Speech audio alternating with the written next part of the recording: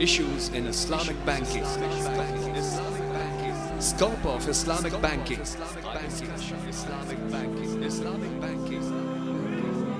Let's talk about Islamic banking.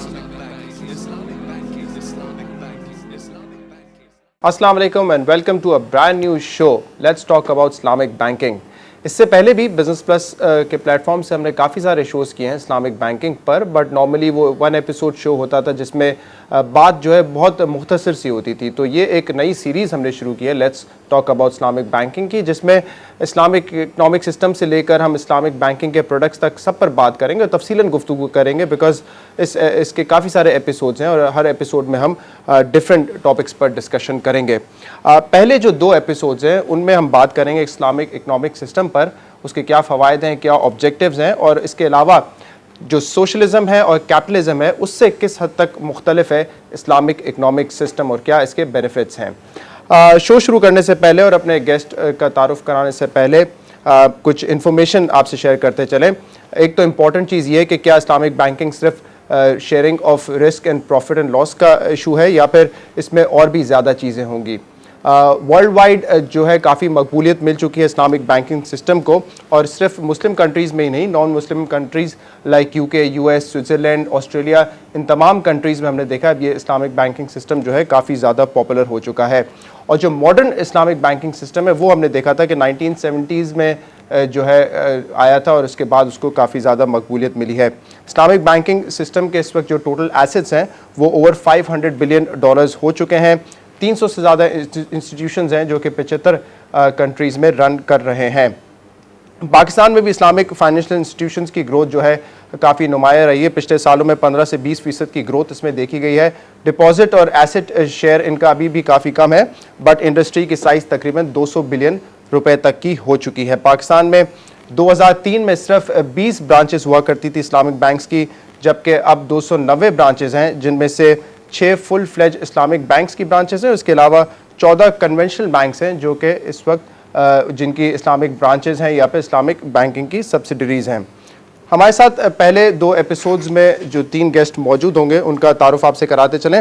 Irfan Siddiqui साहब, president and chief executive officer of Meezan bank, और 1997 since Inception जो है ये प्रेसिडेंट हैं इस बैंक के. इसके अलावा चार्टर्ड अकाउंटेंट हैं from the institute of chartered accountant in England and Wales. Irfan साहब, thank you very much for joining us. Irfan साहब के साथ मौजूद हैं डॉक्टर मोहम्मद इमरान उस्मानी साहब, शरिया एडवाइज़र हैं मीज़ान बैंक के. He has done his PhD in Islamic finance, scholar हैं जमिया दारुल उलूम के, और अब जो है मीज़ान बैंक के स्टाफ को ट्रेन भी करते हैं. बहुत बहुत शुक्रिया हमें ज्वाइन करने का इमरान साहब. हमारे आज के तीसरे गेस्ट परवेज़ सईद साहब, director Islamic banking, state bank of Pakistan, और एडवाइज़र हैं to the governor of state bank on Islamic banking. बहुत बहुत शुक्रिया परवेज़ सईद साहब. प्रोग्राम का जो आगाज़ है इमरान साहब आपसे करेंगे, बिकॉज इस टॉपिक की रेलेवेंस काफ़ी ज़्यादा है. ये बताएं कि इस्लामिक इकनॉमिक सिस्टम है क्या और इसकी हिस्ट्री क्या रही है. बिस्मिल्लाहिर्रहमानिर्रहीम, नहमदुहु व नसल्ली अला रसूलिल करीम, अम्मा बाद.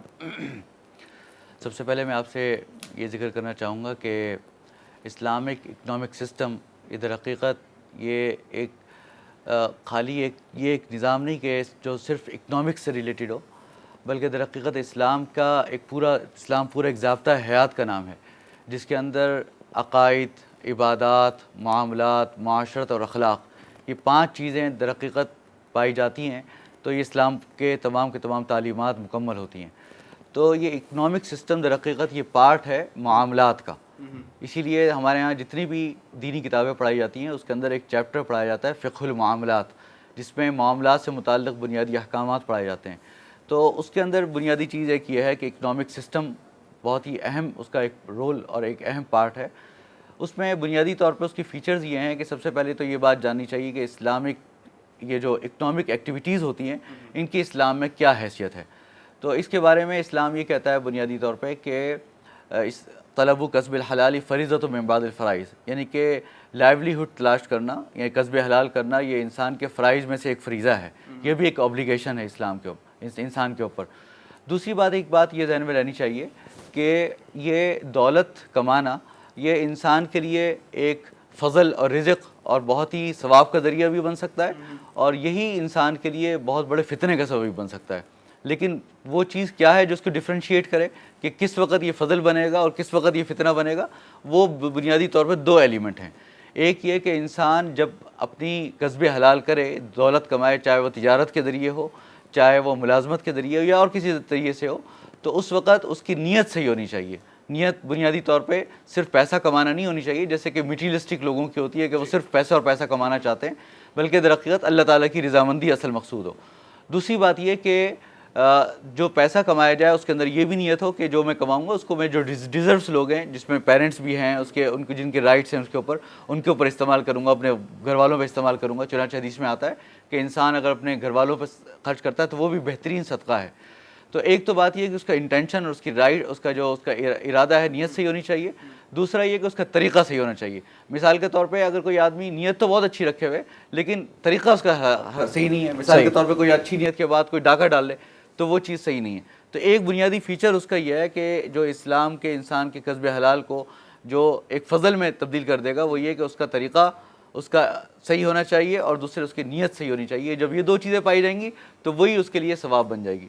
اور دوسری ایک بہت اہم فیچر یہ ہے کہ یہ ہمیشہ ذہن میں رکھنا چاہیے کہ جتنی بھی دولت ہے در حقیقت یہ اللہ تعالیٰ کی عطا ہے. یہ ہماری اپنی پیدائش کا نتیجہ نہیں ہے. بعض اوقات انسان بہت محنت کرتا ہے, بہت کماتا ہے, بہت کوشش کرتا ہے لیکن اس کا رزلٹ نہیں نکلتا, اور بعض اوقات بہت کم محنت ہوتی ہے لیکن اللہ تعالیٰ اس کا رزلٹ دے دیتے ہیں. تو در حقیقت اللہ تعالیٰ نے فرمایا بھی ہے قرآن پاک میں کہ وَآتُوهُم مِّن مَّالِ اللَّهِ الَّذِي آتَاكُم, کہ تم اس مال میں سے جو اللہ تعالیٰ نے تم کو دیا, اللہ تعالیٰ نے تم کو دیا اس مال میں سے لوگوں کو دو. تو اس کا مطلب یہ ہے کہ در حقیقت جتنا بھی مال ہے وہ اللہ تعالیٰ کا ہے جو اس نے تم کو دیا ہے اس دنیا کے اندر استعمال کرنے کے لیے. اس کے بعد پھر اب مرنے کے بعد وہ دوسروں کا ہو جائے گا. تو یہ ہمیشہ یاد رکھنا چاہیے کہ بنیادی فیچرز یہ ہیں. اور اسلام جو ہے وہ رہبانیت نہیں ہے. اسلام میں یہ نہیں ہے کہ انسان دنیا بھر کو چھوڑ چھاڑ کے نکل جائے اور صرف عبادت کرتا رہے, بلکہ ہمارے سامنے حضور پاک صلی اللہ علیہ وسلم کی مثال ہے, اس کے اندر رہتے ہوئے ہمیں یہ کسب حلال بھی کرنا ہے. ٹھیک ہے, اس میں کافی ساری اور بھی چیزیں جو ہم آپ سے ڈیٹیل میں جاننا چاہیں گے. عرفان صاحب یہ بتائیں کہ اس وقت جو اسلامک بینکنگ پاکستان میں دیکھی جا رہی ہے کس حد تک پروموٹ کری ہے اسلامک اکنامک سسٹم کو پاکستان میں؟ اسلامی بینکنگ جس طرح آپ ابھی شروع میں اپنے انٹروڈکشن میں بتائے تھے کہ ٹوٹل فی الحال صرف 6 اسلامی بینکس ہیں اور 14 کنونشنل بینک ہیں جو آپریٹ کر رہے ہیں, لیکن ان کا مارکیٹ شیئر فی الحال صرف 4% ہے. تو 4% ہو کر آپ کوئی بہت بڑا ایک امپیکٹ کریٹ نہیں کر سکتے ہیں جو کہ آپ کے اکنامک سسٹم کو چینج کریں. آئی تھنک آپ کی جو first step towards Islamization of economy وہ یہ ہے کہ آپ جو کسٹمرز آنا چاہتے ہیں انٹرسٹ فری بیسس پہ, جو ربا سے دور رہنا چاہتے ہیں, آپ ان کو ایک پلیٹ فارم دیتے ہیں جو کہ حلال ہوتا ہے. لیکن اس کا جو اوور آل امپیکٹ ہے وہ اس کو آتے آتے ٹائم لگتا ہے, جس میں جسٹس ایکویٹیز ہم جو شامل ہوتی ہیں کہ آپ اس کو جو آپریٹ کرتے ہیں. تو پہلا اسٹیپ اسلامی بینکس کا یہ ہے کہ بھی آپ جو لوگ اسلامی بینکنگ کرنا چاہتے ہیں بیکاز آف ریلیجس ریزن, تو ان کے پاس ایک پلیٹ فارم اویلیبل ہو جس میں وہ اپنا بزنس بھی کر سکتے ہیں, اپنی سیونگس بھی کر سکتے ہیں اور ہر معاملات کو ہینڈل کر سکتے ہیں. آئی تھنک اس کا پورا فل افیکٹ آتے ہوئے hope fully with in couple of years جیسے مارکیٹ شیئر بڑھے گا, جی انشاءاللہ بہتر ہوتے جائے.